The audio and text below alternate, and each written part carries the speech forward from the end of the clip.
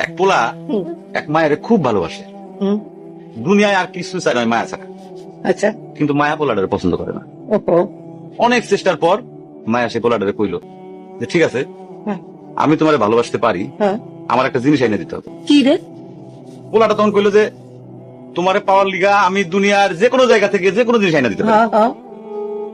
মায়েরা তখন কইলো তুমি তোমার মায়ের কইলেটা আমার এনে দাও। কি ক- কি ক- কি কি কি- শুনোই না, কি গল্প শোনালি দিদু? পোলা তখন দৌড়াইতে দৌড়াইতে তার মায়ের কাছে গেল। হ্যাঁ, মারে যা কইলো, হ্যাঁ, মা আমি একটা মায়ের ভালোবাসছি, আমি তার ছাড়া বাঁচুন না। হ্যাঁ।